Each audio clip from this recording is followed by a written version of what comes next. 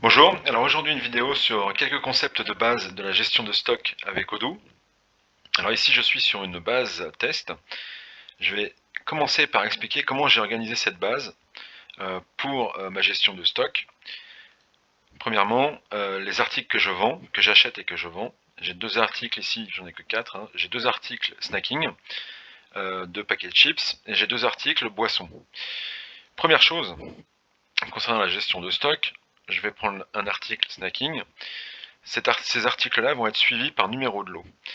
Et chaque numéro de lot a une date d'expiration, une date de fin de validité. Et ces deux informations, évidemment, impactent la gestion de stock, c'est-à-dire la façon dont on va recevoir la marchandise des fournisseurs. Il faut indiquer le numéro de lot et la date d'expiration du numéro de lot. Et il faut faire en sorte que les produits qui arrivent à expiration ne restent pas dans l'entrepôt. On va voir comment on fait ça. Donc ça, c'est la première chose concernant la gestion de stock. Pour mes articles, et c'est là qu'on va voir le problème de l'expiration. Pour mes articles, j'ai créé deux familles, deux catégories d'articles. La catégorie d'articles boissons. Dans ces catégories, en fait, on définit aussi des informations pour la gestion de stock. J'ai évidemment ici la valorisation de l'inventaire. Je dis que moi, je vais utiliser pour valoriser mon stock et tous mes mouvements de stock la méthode des coûts moyens pondérés. De plus, je dis que ce coût moyen pondéré va être automatiquement mis à jour et en temps réel. De plus, comme j'ai marqué automatisé ici, ça va comptabiliser directement tous mes mouvements de stock, que ce soit un écart d'inventaire, une réception fournisseur, une livraison client, peu importe. Tout va être comptabilisé dans la comptabilité au coût moyen pondéré, actualisé évidemment en temps réel. Deuxième information, la stratégie d'enlèvement. Ici, pour les boissons, j'ai décidé que j'allais utiliser la méthode FIFO, donc premier colis arrivé, premier colis sorti. Mais pour la catégorie snacking, bon, j'ai la même méthode de valorisation des stocks, mais pour l'enlèvement, j'ai pris la méthode FEFO, c'est-à-dire que le premier colis qui arrive à expiration doit sortir en premier. Ce qui évite évidemment de stocker des produits qui arrivent à expiration ou qui vont être pourris. Donc, articles, catégorie d'articles. De plus, dans ma société, j'ai 4 lieux de stockage, 4 entrepôts. J'ai un entrepôt à Casablanca, j'ai un véhicule qui me sert à la vente en direct, un véhicule qui fait des tournées, et j'ai 2 magasins. Donc ça, c'est 4 lieux de stockage. Dans un lieu de stockage, on va définir, pour chaque entrepôt, on va définir comment on reçoit la marchandise et comment on fait sortir la marchandise. Est-ce que c'est en une étape ou en plusieurs étapes? Exemple, je peux recevoir la marchandise de mes fournisseurs sur un quai de réception, déclencher un contrôle qualité, et si le contrôle qualité est bon, on fait rentrer définitivement cette marchandise dans notre stock. Donc comment on reçoit, comment on livre, et aussi comment on réapprovisionne cet entrepôt. Est-ce qu'on autorise l'entrepôt à acheter, donc à passer des commandes fournisseurs, ou alors il va se réapprovisionner auprès des entrepôts de la société. Donc ici le magasin, il a le droit de se réapprovisionner auprès de l'entrepôt principal et auprès du magasin numéro 2. Dans ces entrepôts, j'ai aussi des emplacements qui ont un intérêt sur la gestion de stock. Dans les emplacements, ici tout ce qui commence par Casa, c'est l'entrepôt de Casablanca. J'ai créé deux emplacements, boissons et snacking. Alors les emplacements, pareil, on peut en créer à volonté. Je pourrais créer des étagères, des positions sur étagères, etc. Moi j'ai juste créé boissons et snacking. À quoi ça va me servir? Alors ça va me servir déjà à créer ce qu'on appelle les stratégies de rangement. Les stratégies de rangement, c'est ici. Je vais en ouvrir une. Mais là j'en ai pas. Je vais prendre l'emplacement snacking. Je pense que j'ai une stratégie de rangement. Voilà. La stratégie de rangement pour un emplacement et pour un article, ça me dit que, par exemple, pour les chips nature, quand l'article va passer la réception et va entrer dans le stock, on va forcer le rangement de cet article dans l'emplacement snacking. Alors comment ça se fait? En fait, en général, ça se fait avec la lecture du code barre de l'emplacement snacking. Donc on sait que l'utilisateur, l'opérateur, a bien rangé l'article au bon endroit. Mais ces stratégies de rangement, en fait, l'opérateur va le voir ça apparaître sur son smartphone s'il utilise son smartphone, ou sur sa tablette, ou peu importe, et il va être bloqué sur la validation de ces opérations tant qu'il n'a pas validé le rangement dans le bon emplacement. Dans les emplacements, on a aussi des informations concernant la gestion de stock. notamment la fréquence des inventaires, et aussi si on souhaite définir une stratégie d'enlèvement par emplacement, en plus d'autres informations générales. J'ai donc des articles, des catégories d'articles, des entrepôts, des emplacements dans mes entrepôts, tout ce qui est route, règles, type d'opération, on va voir ça à la fin de la vidéo. Alors maintenant, je vais m'amuser avec mon stock. Première chose, je vais voir ce que j'ai en stock dans cette base de test. Ici, je vois mon stock global, j'ai donc mes articles ici. La valeur de mon stock global est toutes les quantités que j'ai en stock dans tous les entrepôts. Je pourrais, grâce au tableau de gauche, là, je pourrais évidemment filtrer mon stock par entrepôt. Donc là, je vois mon stock dans l'entrepôt de Casablanca, mon stock dans le magasin 1. Je pourrais même filtrer par catégorie d'articles. Si je veux voir que les boissons, voilà, là j'ai mon stock boissons magasin 1. Et d'ailleurs, je vois que j'ai un problème. Pour le soda orange, je vois que je n'ai pas de stock disponible. Et je vois aussi que j'ai une prévision de sortie. Forcément une vente qui a été faite par le magasin 1 et qu'on doit livrer. Donc là j'ai un souci. En général, quand ce genre de souci arrive, le responsable du magasin est prévenu. Et qu'est-ce qu'il va faire? Il va aller dans opération réassort. Et on va voir ici toutes les opérations de réassortiment, c'est-à-dire tous les problèmes qu'on peut avoir et qui vont déclencher en fait soit des opérations manuelles, soit des opérations automatiques. Ici, dans le tableau de gauche, on voit ici que les déclencheurs vont être soit automatiques, ça concerne un problème sur le magasin 2, soit manuel, ça concerne le problème que je viens d'évoquer sur le magasin 1. Dans ces cas-là, le responsable va ouvrir ce petit bouton d'information, il va arriver sur cet écran, soit il va avoir accès à la liste des fournisseurs auprès desquels il a la possibilité de passer commande, mais là il n'a pas les droits, donc il va aller voir dans entrepôt et il va voir tout le stock disponible dans tous les entrepôts de la société. Il va voir par exemple que enfin c'est pas tous les entrepôts de la société, c'est tous les entrepôts auprès desquels le magasin 1 a le droit de se réapprovisionner. Donc là, il a le droit à l'entrepôt de Casa et au magasin 2, et il va passer commande au magasin 2 pour se réapprovisionner. Je vais sélectionner la route, je vais choisir une quantité à commander, là je vais garder 5, je vais commander. Voilà, le magasin 1 a passé la commande. Derrière, ça a généré des opérations de stock. Si je reviens sur une vue d'ensemble, la vue d'ensemble de ma gestion de stock, en fait, qui regroupe toutes les opérations possibles par entrepôt. Je vois que, comme le magasin 1 a passé commande au magasin 2, j'ai une livraison ici, magasin 2 qui s'est déclenchée, et une réception en attente sur le magasin 1. Moi je suis l'opérateur du magasin 2, alors je pourrais très bien cliquer ici, ouvrir la livraison et la valider, mais en général en fait les opérateurs utilisent le module code barre avec leur smartphone parce que c'est beaucoup plus rapide. Moi je vais dire que je suis un opérateur du magasin 2. Voilà, l'opérateur du magasin 2 va être bloqué sur cette vue. Il va voir que les opérations de stock du magasin 2 et il va voir sur son smartphone qu'il a une opération à traiter, une livraison. Il va l'ouvrir et il va, grâce à son smartphone ou sa tablette, peu importe, il va pouvoir scanner l'article, scanner un numéro de lot s'il y a besoin, scanner d'autres informations comme un emplacement d'origine, un emplacement de destination, enfin scanner toutes les informations dont on a besoin. Moi ici j'ai pas de lecteur code barre, je vais juste valider. Voilà. Et donc là j'ai validé ma livraison. Qu'est-ce qui s'est passé derrière? Bon, la livraison ici a disparu évidemment, et la réception est prête. Je vais ouvrir cette réception. En fait, ce que j'ai fait ne correspond pas, ce que je viens de faire ne correspond pas à la réalité. Pourquoi? Parce que en fait, c'est le concept de base de la gestion de stock d'Odoo, c'est que le magasin 2 ne livre pas le magasin 1 directement. C'est-à-dire que je ne vais pas faire plus 5 packs de soda orange, moins 5 packs de soda orange dans le magasin 2, plus 5 packs de soda orange dans le magasin 1. Ça, c'est ce qu'on appelle créer des mouvements de stock qui tombent du ciel. En fait, quand la marchandise sort du magasin 2, elle est obligée d'aller quelque part. C'est la gestion de stock à double entrée. C'est comme la comptabilité. En comptabilité, quand il y a un crédit quelque part, il y a forcément un débit autre part. Pareil ici, quand il y a une sortie d'un côté, il y a forcément une entrée ailleurs. Or ici, le magasin 1 ne peut pas recevoir la marchandise au même instant que la marchandise sort du magasin 2. Donc on utilise, alors il y a plusieurs méthodes. Nous on utilise par exemple dans cet exemple des stocks virtuels qui s'appellent ici transit. Ça veut dire que quand le marchandise sort du magasin 2, elle rentre dans ce stock virtuel transit. Quand le camion ou le véhicule de livraison qui va alimenter le magasin 1 arrive, en fait on va faire sortir cette marchandise du stock virtuel transit pour le faire entrer dans le stock virtuel physique magasin 1. Ce stock virtuel pourrait très bien être un stock physique, exemple un camion, même si c'est pas un camion à nous.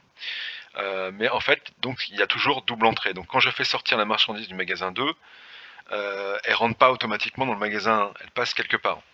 Voilà pourquoi on utilise des stocks virtuels. Et voilà pourquoi on utilise la gestion des stocks à double entrée. Évidemment, dans le stock virtuel, toutes les informations d'entrée et de sortie sont conservées comme si c'était un entrepôt réel. Donc moi, je suis l'entrepôt, le magasin 1, je vais faire rentrer ma marchandise rapidement. Voilà, hop, je valide. Je vais passer par l'application code barre, ça y est, c'est validé. Donc si je reviens sur la vue de mon stock magasin 1, là évidemment, maintenant j'en ai 5 en stock. Et j'ai toujours mes 5 en sortie. Je pourrais très bien, ce que je vais faire, livrer évidemment mon client maintenant. Moi j'ai pas envie de le faire. Donc ma livraison maintenant, elle est prête à être effectuée. Elle n'est plus en attente. Alors, maintenant, je vais faire plus compliqué.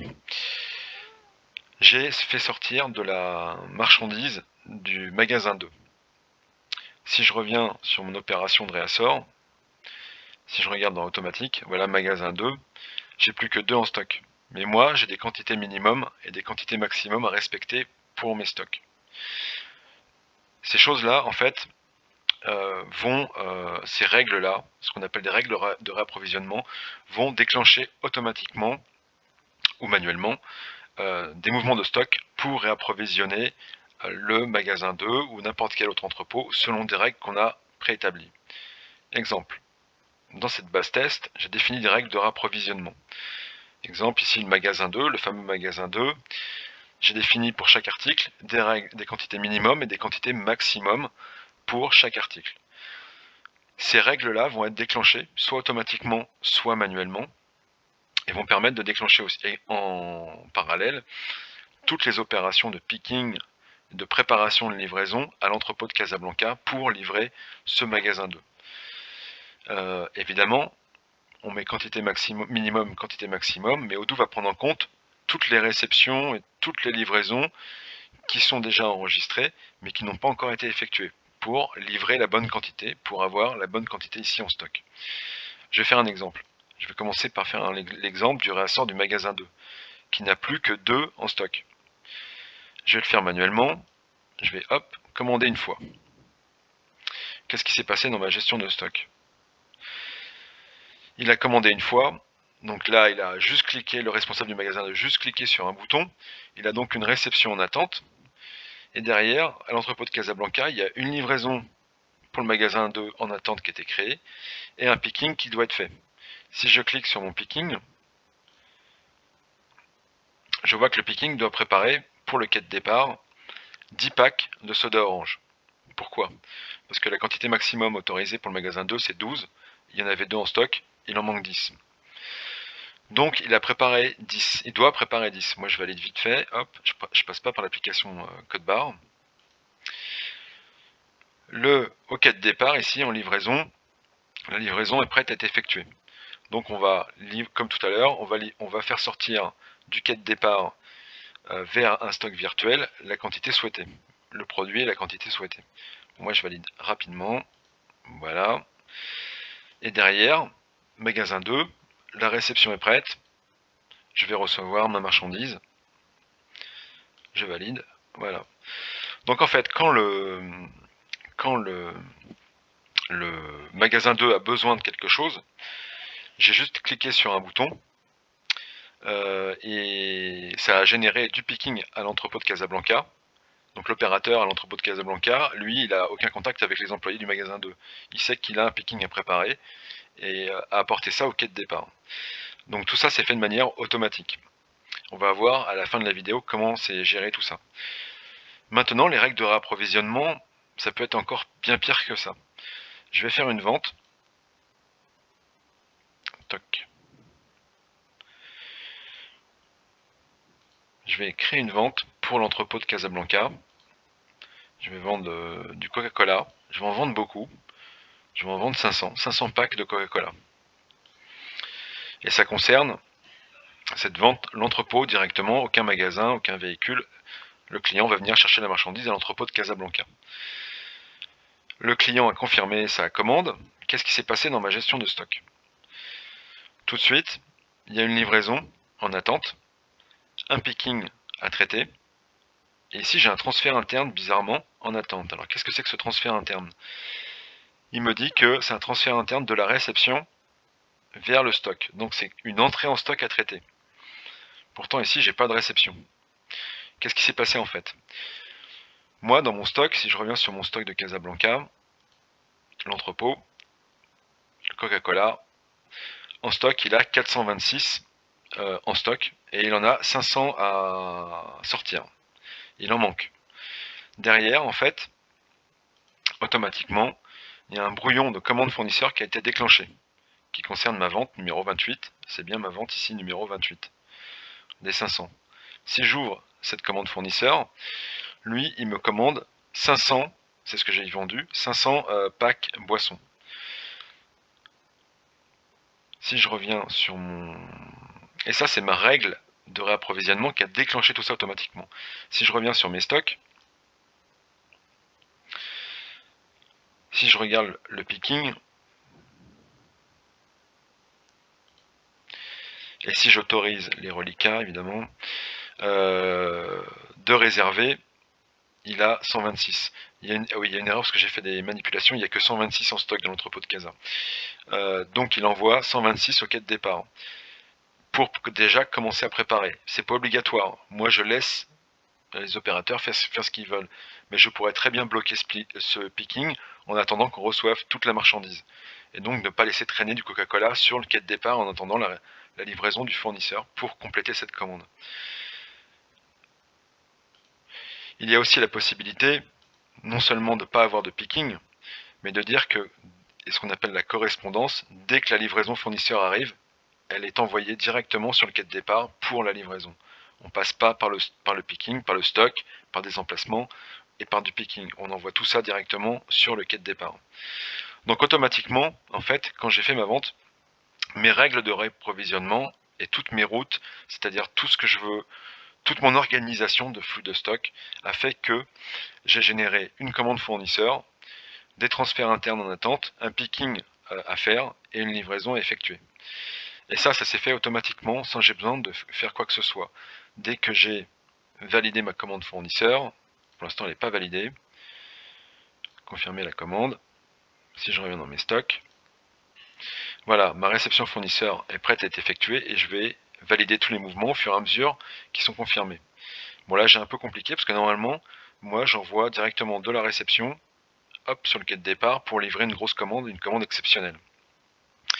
Donc ces règles de réapprovisionnement en fait vont être super utiles, par exemple pour le véhicule 1, qui est un véhicule de vente qui fait une tournée tous les jours, et moi je veux que tous les matins, quand le véhicule part en tournée, je veux que le stock, qu'il y ait toujours le même stock dans tous les véhicules de livraison. Ce qui fait que je sais que les produits que je vends le plus ne seront jamais en rupture de stock dans mes véhicules. Alors comment c'est géré tout ça? Ces 4 règles de réapprovisionnement en fait, en fin de journée, vont être lancées et tout ce qu'a vendu en fait le véhicule 1 va être préparé directement à l'entrepôt de Casablanca en fin de journée, et le soir ou le matin quand le véhicule arrive, on peut réapprovisionner directement le véhicule sans perdre de temps, et on est sûr que tous les produits sont présents dans le véhicule avant de partir à la vente. Pareil pour tous les magasins, si j'ai des produits vedettes, on tombera jamais en rupture.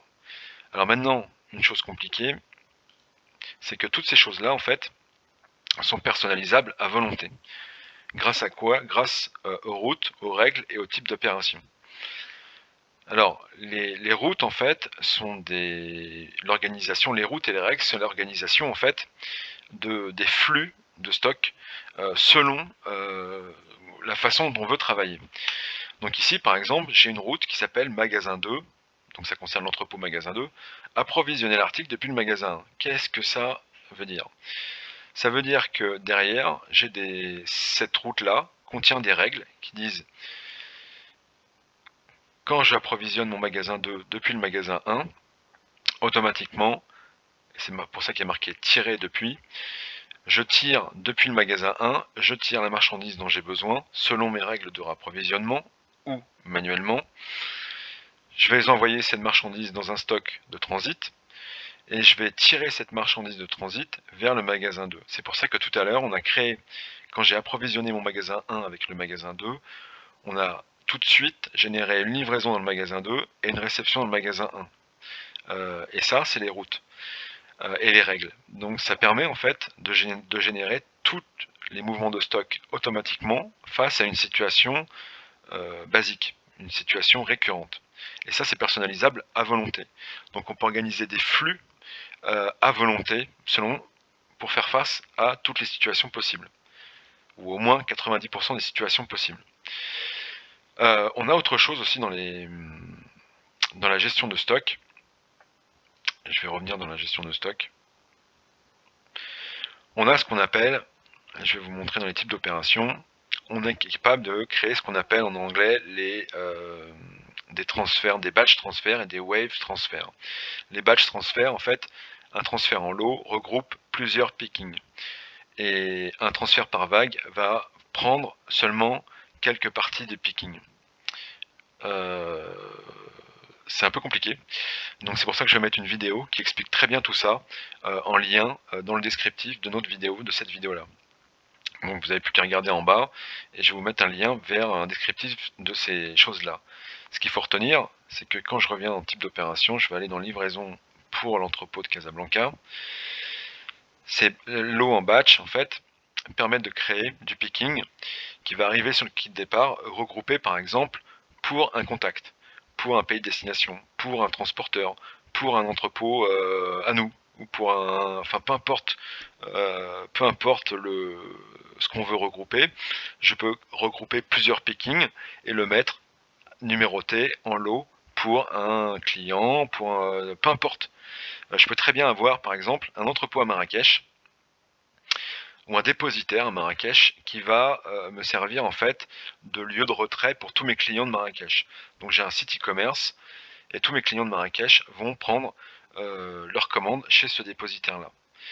Je vais pas envoyer, je vais donc regrouper plusieurs commandes clients pour ce dépositaire là. Donc je vais mettre par exemple, je vais cocher la case contact ou définir que pour Marrakech ce sera cet entrepôt là, ce dépositaire là qui va recevoir tous ces pickings. De plus, si vous associez ces lots automatiques à la valorisation automatique des stocks, vous pouvez dire je n'envoie pas, je ne livre pas ce dépositaire, même si des clients ont passé commande, je ne livre pas tant qu'on n'a pas atteint une valeur de stock à livrer de 150 000 dirhams. Je ne vais pas envoyer un camion à Marrakech avec seulement 10 000 dirhams de stock. Je vais envoyer pour 150 000 dirhams. Là, on débloque toutes les lots qui ont été groupés pour ce dépositaire-là et envoyer la marchandise. Donc, vous voyez qu'en fait, dans la gestion de stock, et ça c'est le concept global de Odoo, tout est personnalisable à volonté. Donc, on peut créer tous les process, tous les flux, automatiquement, manuellement, pour faire face à toutes vos situations, pour faire face à toutes vos difficultés, et si vous voulez avoir une gestion de stock très souple et surtout hyper efficace pour que ça aille rapidement et pour pas que les utilisateurs oublient des choses. Et surtout pour pas qu'on tombe en rupture de stock à la vente. Voilà, dans le descriptif de la vidéo, je vais vous mettre des liens sur des vidéos Odoo qui vous expliquent ensuite, qui vous développent ensuite tous ces concepts de batch transfert, tous ces concepts de route et de règles. Voilà, merci de votre attention, une vidéo un peu longue, à bientôt.